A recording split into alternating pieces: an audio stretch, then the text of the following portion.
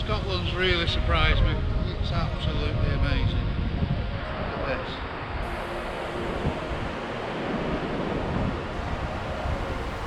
this. This is Scotland.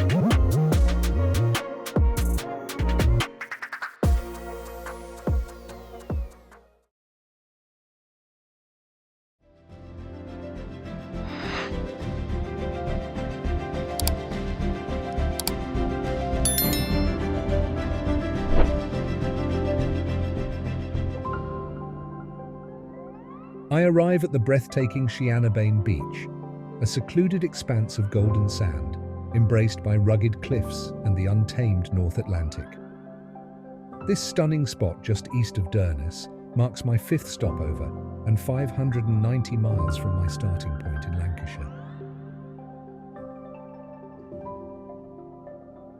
During the day, it can get busy with limited parking, but as evening falls, most vehicles move on, leaving behind a peaceful retreat bathed in golden light.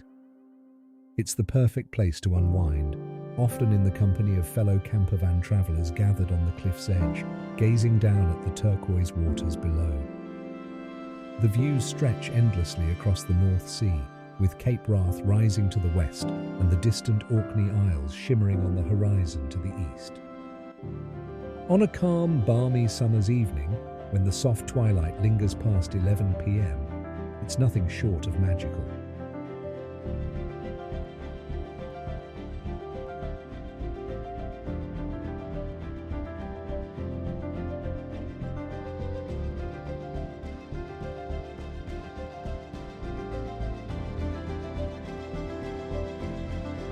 After 5 days on the road, it's a treat to spend some time here at Ceannabeinne.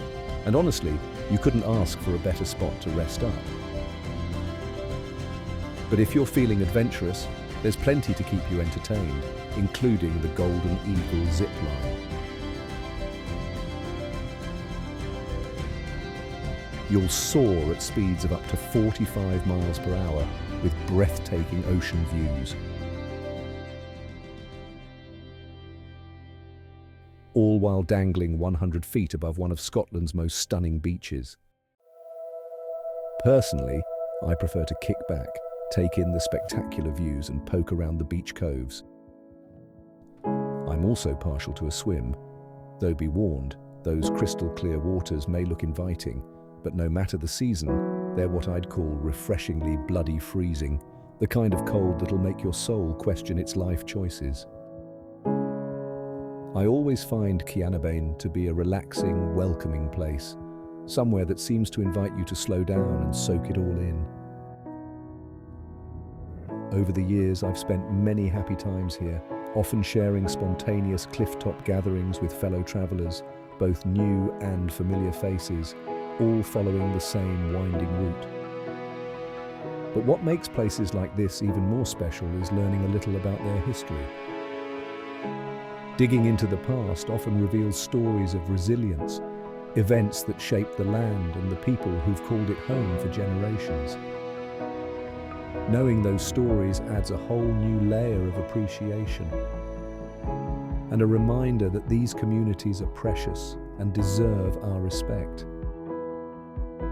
So, if you're following in my footsteps, please tread lightly, leave no trace, and maybe take a moment to support the local businesses that help keep these special places thriving. It's a small way to say thanks and ensures these remarkable places stay just as inviting for the next wanderer who stops by.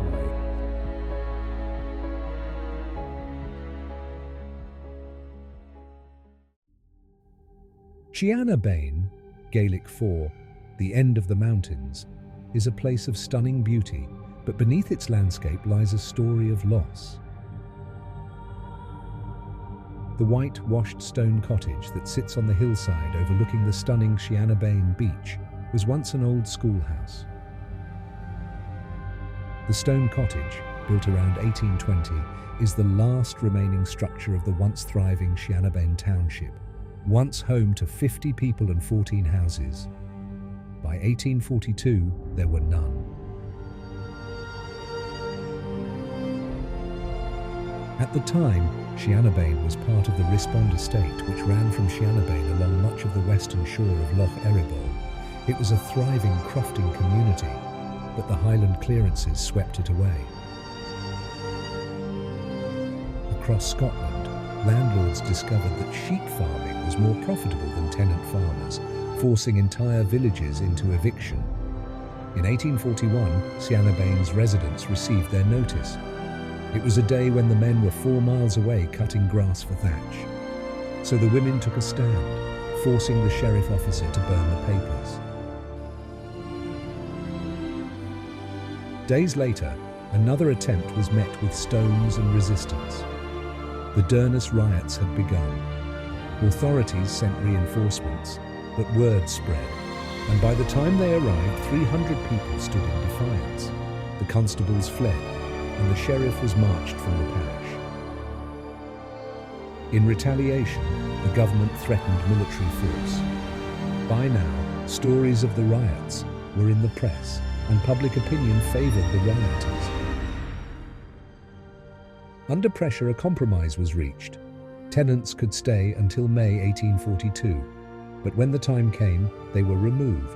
Ceannabeinne was left abandoned.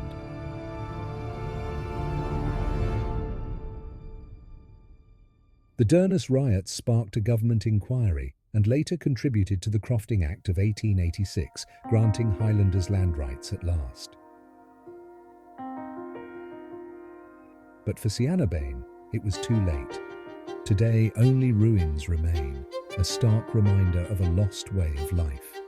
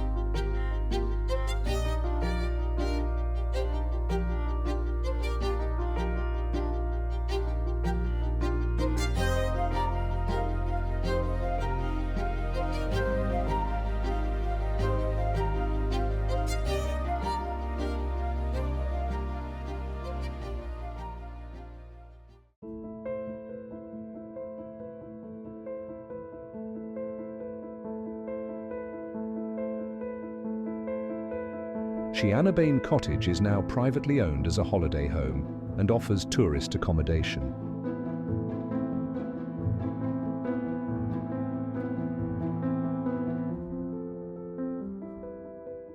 After a tranquil evening stop over and relaxing day at Ceannabeinne Beach, I move off in the direction of Durness village, a few miles away.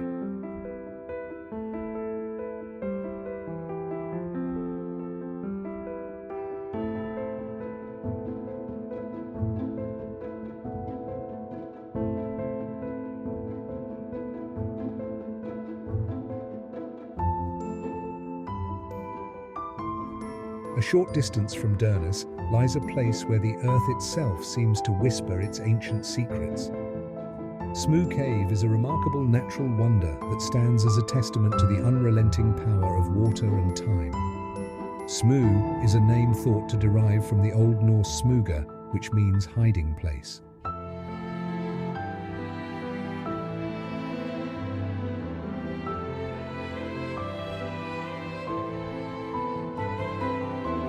Carved from the rugged limestone cliffs, its dramatic entrance, a towering, gaping mouth in the rock, is all that remains of what was once a vast and mighty cavern, a cathedral of stone that stretched far inland. For centuries, powerful waves surged into the cave's depths, grinding the limestone walls and carving an immense chamber.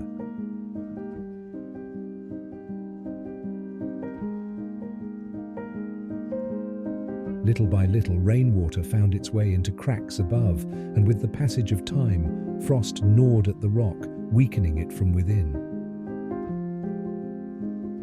Eventually, great slabs of stone crashed down until the mighty roof gave way, revealing a vast scar upon the landscape.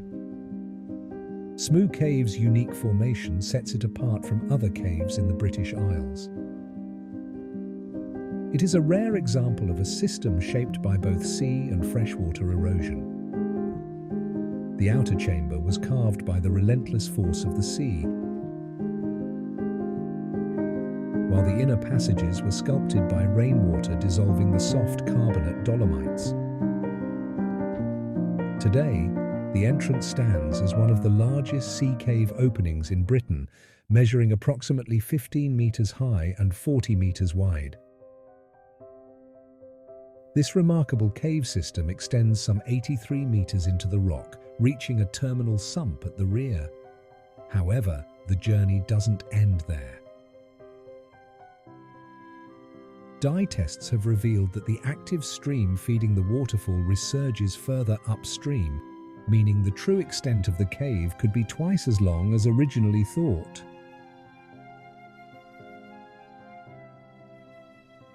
Fresh water continues to shape the stone as rainwater from Loch Meadeith in the hills above plunges through a blowhole, cascading in a cold and ceaseless waterfall that echoes through the darkened chamber.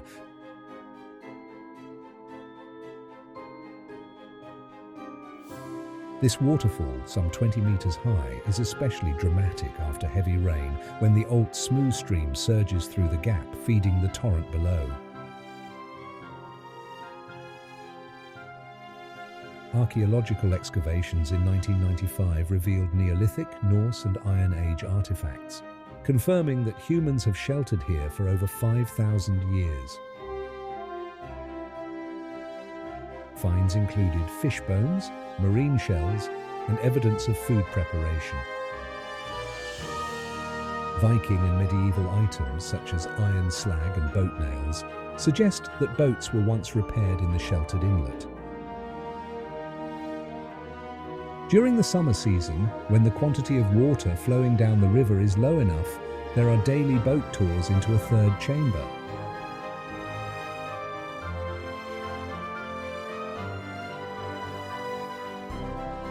But not all that stirs within these walls can be explained by science alone. Local legends whisper of spirits lingering in the shadows, echoes of smugglers, outlaws, and those lost to the cave's dark embrace. Stories of murder, mystery, and supernatural forces have long been tied to this cavernous space, adding an air of intrigue to its already powerful presence. But the waterfall can be brought on by a southwesterly wind as well as the rain. It's fed from Loch Meadeith. Loch Meadeith is a big loch 2 miles to the south of here. Obviously the rain fills it up, it overflows, it brings the waterfall in. When we get a southwesterly wind, the wind alone is strong enough to blow a volume of water along the loch. That also makes it overflow. Now, when the loch overflows, a pulse of water comes racing down the Old Smoo River. So when this waterfall does come on, there's no warning, there's no gradual build-up, it just arrives. Today, the cave is protected as a scheduled monument, preserving its rich history. If you're feeling the need for food and refreshments after clambering around caves and headlands, there's a superb food cabin a short walk from the Smoo Cave car park.